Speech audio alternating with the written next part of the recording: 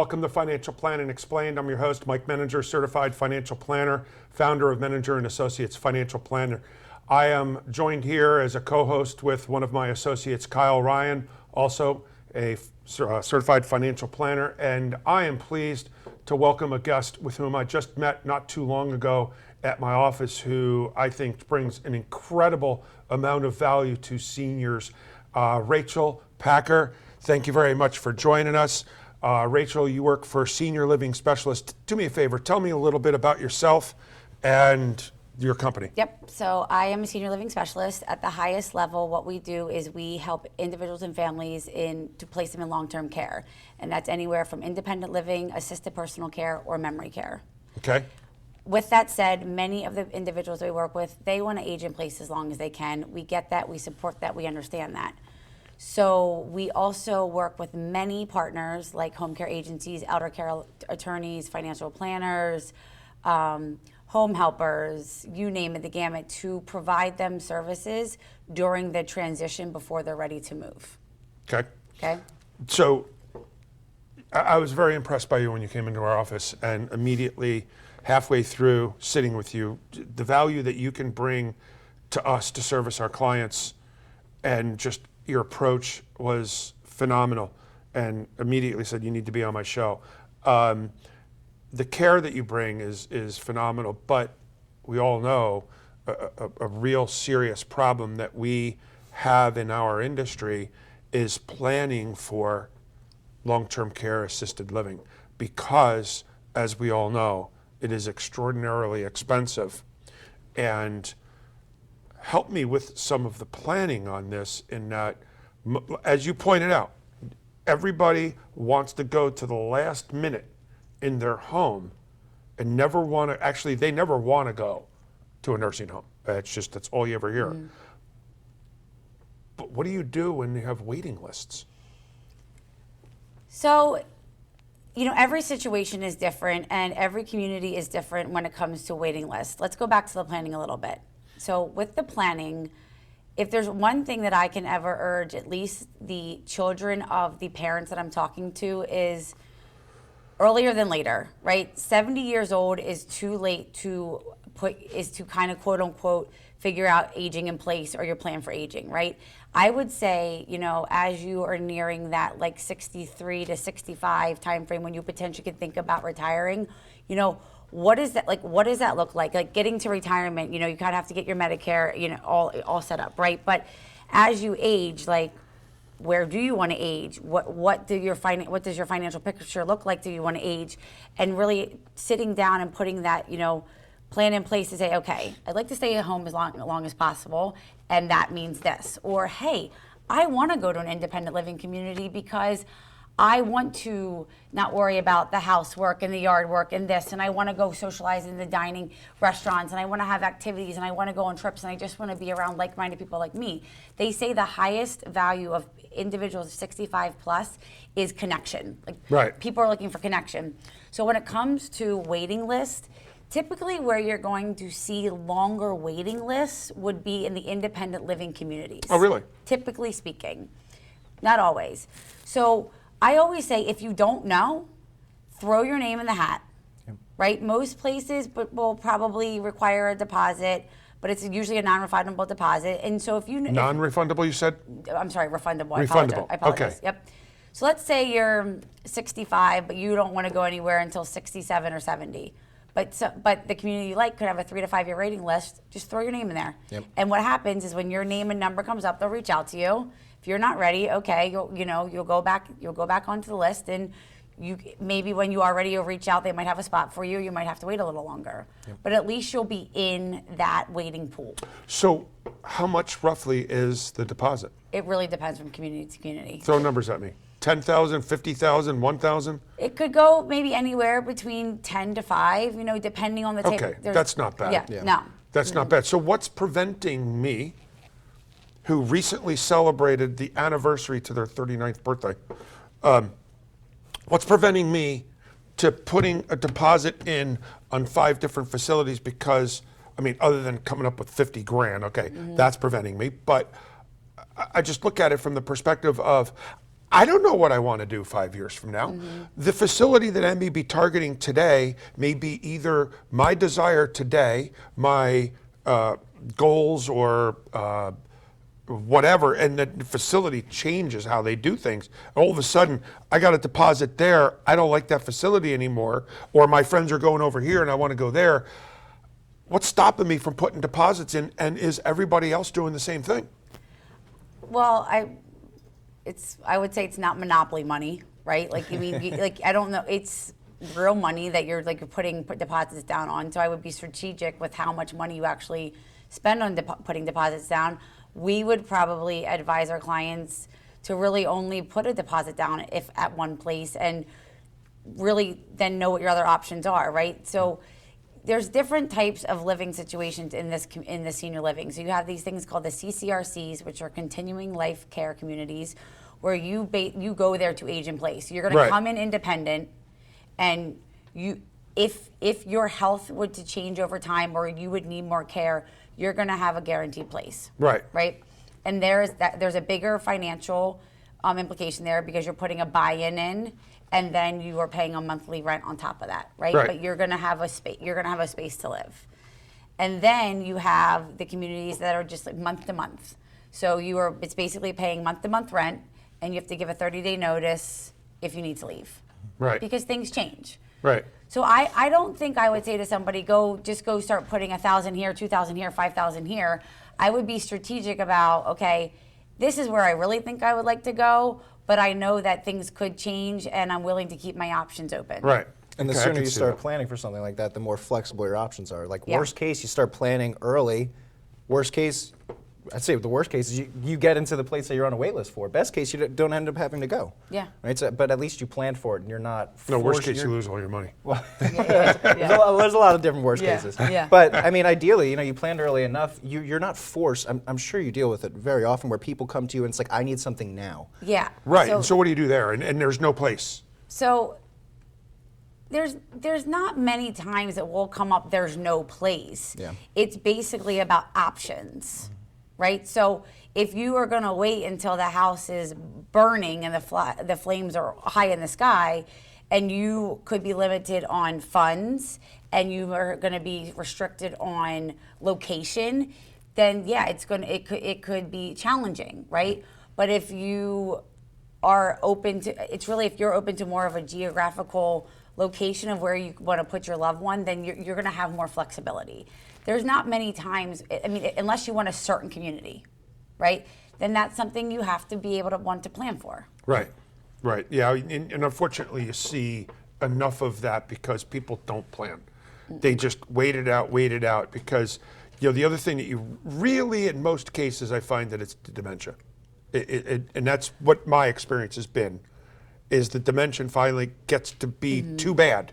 Yeah. That the kids say, hey, you know what? And the other problem with it is, and again, this is, I don't know medically, so trust me, I don't know medically, but my understanding is that as people get the dementia, they tend to get a little more ornery and stubborn and angry, and we're experiencing it at home right now. And it's tougher for them to go, which delays, you were eating up our lead time. Yeah. So and again, I'm not a dementia expert. My team is certified in dementia, practitioners. But as the dementia progresses, yes, it gets hard. It can get harder to manage, and the transition and the change can get harder to manage. Dementia care is incredibly expensive. Yes. Just across the board, it's incredibly expensive because it's really about 24-hour care almost, right? Eyes and ears. Bottom line, though, it's about safety. Right, so, that was the other thing I was going to say, sure. So if you have, let's say you have somebody who's like a flight risk, right? Like wondering, will leave the house, like that, and they could be living on their own. That's an issue. Like they could end up on 76 or 422 walking by themselves and not knowing where they are, or end up at a Wawa and not know how they got there, right? Right. So in instances maybe where families are starting to experience that, but they're trying to, get all their ducks in a row and figure out the finances and figure out the right community, and, if I have this amount of money and it will last for this long, when would I maybe have to change to another facility because of Medicaid, right? There's a lot to think of. I always talk about like risk mitigation, like what can you do to, reduce the risk even if someone does live with you, ring cameras in your house, right? So you can kind of have that like view of what they're doing. If they're living on their own and they have a stove, a lot of people are like, oh, well, they don't cook. They don't cook today. Right. They could cook tomorrow. What if they forgot to leave that stove tap on, right?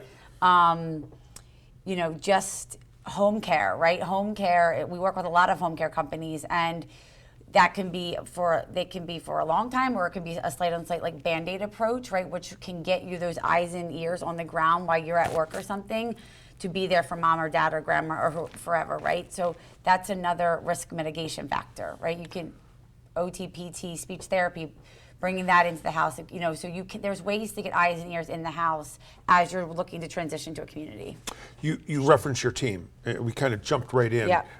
Tell me more about the company that you work with and your team. Yep. So really proud of my team. So this actually, senior living started out of Dallas about 20 years ago. We are not a franchise, but there's like pockets of us. So it started out at Dallas because our owner, Paul Markowitz, his mother unfortunately experienced early onset dementia.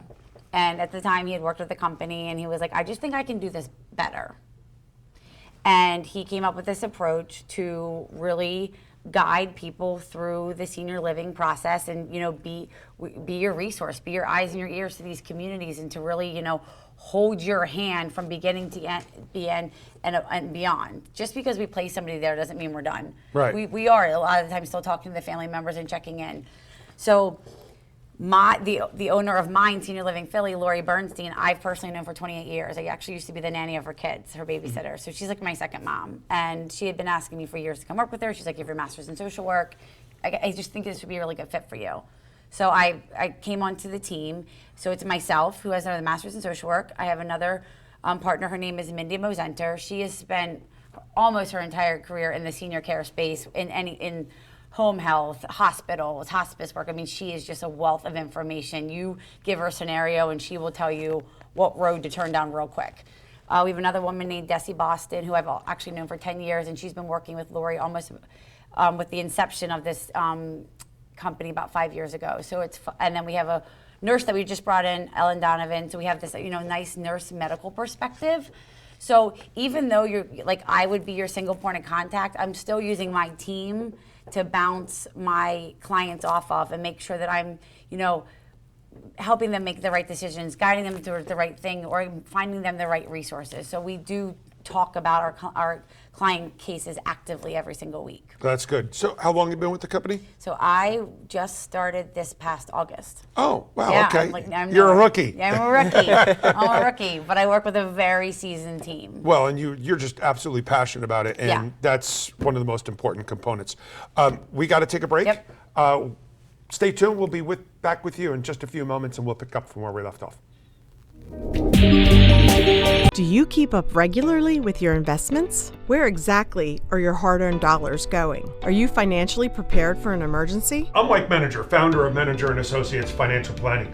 We believe that education and knowledge are powerful, and we want our clients to understand why we are making the recommendations that we make. It's your money, and you deserve to know where it's going, because it's not how much you make, it's how much you keep.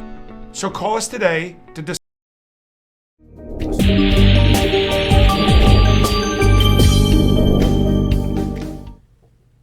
Welcome back to Financial Planning Explained, and I'm your host, Mike Menninger, certified financial planner, and I'm happy to be here with Rachael Packer. I'm also here with one of my associates, Kyle Ryan. But anyway, Rachael works with senior living specialists, and we talked about a lot of different things. I mean, this is working with seniors transitioning into assisted living nursing homes. That's the words that people don't like to hear, but during this last segment, want to talk a little bit about how you guys are compensated, how you or your firm is compensated. Maybe talk about a couple examples of my thoughts of my experience, which isn't a lot in this particular realm. And I understand that the two of you just came across a situation. So why don't you start talking about what just came up?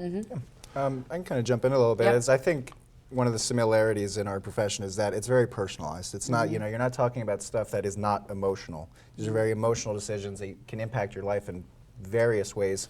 So I think, you do that, and we do that in our own way too. We're not just here to tell you the black and white financial planning that matters to you. We want to get to know you. We want to get to know you as a person, what you're into, what you're interested in, what your hobbies are, because from there, you get to know someone. And especially as you work with someone over the years, you notice changes in their health and their behavior and their mental space. So recently, I had a family I was working with where the mother, over the course of a couple months was beginning to, it seemed like, she wasn't experiencing dementia, but forgetting an appointment here, forgetting a phone call, not bringing a document. It's little things that we have the ability to notice after developing a relationship with someone that something's not right. And now might be the time to start planning for it. So I had a client who was experiencing this. I reached out to Rachael and kind of told her what was going on. And already, you've already been able to talk with them, as I understand. Yeah, so first of all, I think it's amazing that you're able to pick up on that, because I don't know if family members always want to acknowledge those little cues in the beginning, right? It's like, oh, I'm getting old, I'm getting forgetful, like not necessarily. Yeah. Now, I think that this particular family kind of knew that this was going on, and they're getting some more testing. But yeah, so it was wonderful. You reached out to me, and you basically said, hey, when the client's ready, they're going to get in contact with you. And they reached out, and the first conversation is like, hey, this is what I do. I am your advocate. I'm your advocate for you and for your family member, and I will be there the entire way. The only computerized thing you will get from me is just options of communities, because I'll do research for you and I'll send you 3-4 communities for you to look at. Once you get those, we'll talk about those communities. We'll see, which ones do you like, that's based on, price, location, care level, activity, there's many different facets. And then we'll whittle it down to the ones that you want to go tour, and that's usually based on the ones that you think that you can afford within your financial box. And then I can go with you on those tours. You can go by yourself. It really depends on how people want to use me. Some people are super self-sufficient, and they say, I just want to tour by myself and come back to you, ask the questions, and you be a sounding board. Great. Or some people, they want me to be there and they want me to hold their hand. So great. So then they're going to come back. They're going to say, hey, we like this community. We feel comfortable in this price range. And we'll, if the price can be sticky, we can help negotiate some things, because we could maybe negotiate down the community fee. We could maybe try to negotiate, around levels of care. So we can work with the community to maybe try to help you massage the numbers to fit within your financial box. Yeah. But more importantly, in a relationship like this, which is great, so if I know you're working with a financial advisor, I said to this client, I said, hey, I'm going to give you these options. Once you and your brother have decided you want to look at these 3 or 4, I would go back to Kyle and I would say, hey, Kyle, here is what the cost looks like on paper. Because the cost on paper and then the cost in real life, 2 different things, right? Explain that. Well, it just means like... I mean, I know it in our world, trust me, but in your world. So let's go into like the assisted memory, right? So let's say you're going into assisted living, right? You're going to have your base cost, which is your apartment living, your meals, the electric, the cable, the cleaning, all that, whatever. Right. And every community kind of differs on what that base price includes. But it's going to always include the meals, the place to live, and the activities, right? And then you have this thing called levels of care. So each community has a level of care. It could be like 1 through 4. And depending on what type of care you have, they're going to either put a point system to that equates to a cost, or they're going to have a straight up cost. So like level 1 is typically like med management, right? So if you need help, like, getting your meds together every single week and getting them administered, like that's level 1. A level 4 could be like a full on, like, help dressing, grooming, bathing, toilet, transferring, right? So like the more care you need, the cost can go up. Of course. Right? Of course. So I had said to Kyle, I said, hey, once you get this, this particular client could potentially actually go into assisted living first before she went into a full memory care community or part of the memory care of that community. And again, it depends. It depends on the client, right? But, if she's not a flight risk, or, she's in the middle ground and can still, be independent, she might be able to go into that system, which can preserve funds for you for a while. knowing that, dementia does progress, and there's different types of dementia, and everyone's affected by it differently, that they will potentially have to probably go into a memory care type of setting. Your care and the overall cost is going to increase. Of course. Okay? So, hey, Kyle, here's what it could look like now, but we know that it could progress, and what could that look like for the family from 3 to 5 years? Yeah. And what can they realistically afford if they're trying to keep mom, grandma, or whoever in a community, which is what we work in private pay. So these communities don't accept Medicaid. Right. Right? So it's all private pay dollars. So if you want to keep your loved one into a private pay community for as long as you can, what does that look like, and how long is that money going to last? Yeah. And you play such a pivotal role because, again, it's really emotional. It's not the step that people want to take, even though that they know they might have to. Mm-hmm. By you being there to bridge the gap, it makes it such a more approachable experience, I'd say, because, even beginning that process, I'd imagine, can be so daunting and challenging that a lot of people might not begin until, again, it's too late. They don't want to. Yeah. And that's the emotional piece. They don't want to. All you ever hear people, I don't ever want to go into a nursing home. So and I want to say there's two sides to this a little bit. So in the realm of, aging parents whose health is deteriorating, it's just tough, right? It's like, here I was my whole entire life, like I was the one, right? I was the one that everybody needed. I was the one you made decisions for. And all of a sudden I have people making decisions around me, because really it's about, bottom line, health and safety, right? That's what it's about, right? But in those instances where it's tough to have those conversations, that's where I say, bring me in. Let me, quote unquote, be your scapegoat to a degree. Like, use me, because not that I'll never see you again, but I'm not family. Like, I can take the emotion, right? Like, I can take the emotion, and then that's the emotion I can let go at the end of the day, right? Like, my kid's emotion, I can't. My client's emotion, like, eventually that's gonna go, but you're gonna always have that, right? And a lot of the times I'll say to people, like, once you get mom or dad or whoever situated into a community, you actually get back to that parent-child relationship again too. Like, because there's so much stress in caring for that individual at home, right? And there's so much oversight that, like, a lot of it gets flipped around, and you almost don't get to enjoy each other. Yeah, and it's almost, you could sense a level of stress, almost aggravation. Yeah, people get very aggravated. Right. Yeah. But I also want to talk about there is a joy to this. So, some people want to go into senior living communities, right? Because some of these places are like cruise ships on land, I call it. Oh my goodness. I'm not, and if you do have, the proper financing, and you could go in and you can just go live your life, like, it can be a wonderful quality of life for someone that you love, and they can still leave and go to Florida and go on their trips. Some people live in a community in the winter or live in the community in the summer, and they go to Florida. It's just like, there is flexibility in this model. It's not like, oh, I'm going in here, I'm stuck forever. Yeah. Right. There is a part of it that is the quality of life. There's a part of it that is about preserving health, and there's a part of it that is about, health and safety and well-being, right? So it really is a continuum of where people fall on that. And it's really about shifting your mindset anymore. I feel like there was this mindset of, like, my kids are going to stick me somewhere. Yep. The places that I work with, we don't stick people places. We are putting people in there to preserve a quality of life. So funny you say that. I've had a few cases that people, when I say I've had a few cases, almost every single case that I've had, which is a few, that once they went into assisted living, their quality of life went up. First of all, they're getting 3 square meals a day, which they really weren't taking good care of themselves before. They're meeting and hanging out with people, and all of a sudden they became vibrant and healthier. So what did I say at the beginning of this episode? If you look at the research, if you do the research, 65 plus is connection, right? Right. So when I hear grandma sitting there all day watching the Maury Povich show, I don't know if it's on anymore, but you know what I'm saying, or watching something, like that saddens me.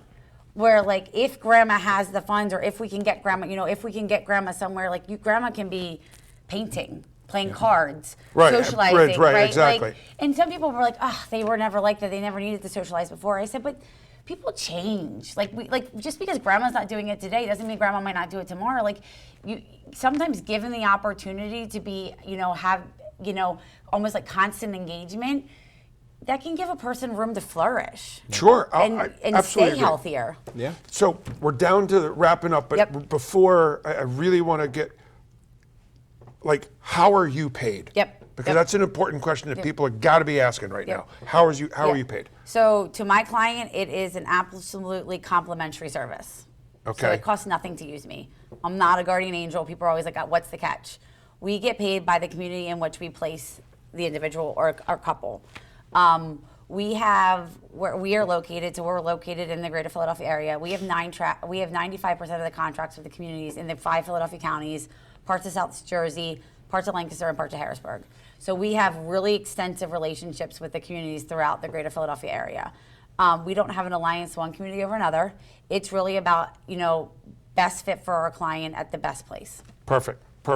I love that. Consulting, do what's best for the client. Yep. It's called fiduciary, right? I've heard that word before. Yeah, and your client's going to win out every time by using someone like that. And I think that's great because, different types of services, some are included because it's paid by the facilities like yourself and others are not. So if we could, to wrap up, I'd like you to take a moment, look into the camera, tell people how they can get a hold of you, and they should be able to put up a slide Yep.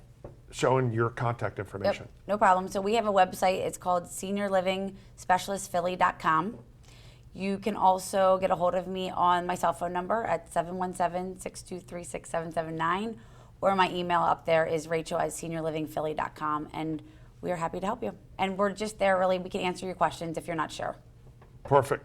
Rachel, thank you very much. This Welcome. was, Thank you. Thanks for having me. I've wanted to have some, actually, my next guest is someone I've wanted to have for a long time, but I met you the first time. You were absolutely terrific. I love your approach. I think the value that you bring to an aging population. The baby boomers are getting up there now in age. The baby boomers are now 76 years old. And that's getting to be the age that we're dealing with this. You help us by enlightening things that we can do to help our clients. So thank you very much for taking the time today. Thank you too, Kyle, for being on. Of course. Glad you were able to work out Yep. one of your things. So I thank you for joining us. I hope everybody got a little bit of something out of today. And I would encourage you to reach out to Rachael and her company if you feel as though there would be something that could be beneficial to you or a loved one or family member. So thank you for joining us. I look forward to seeing you next time.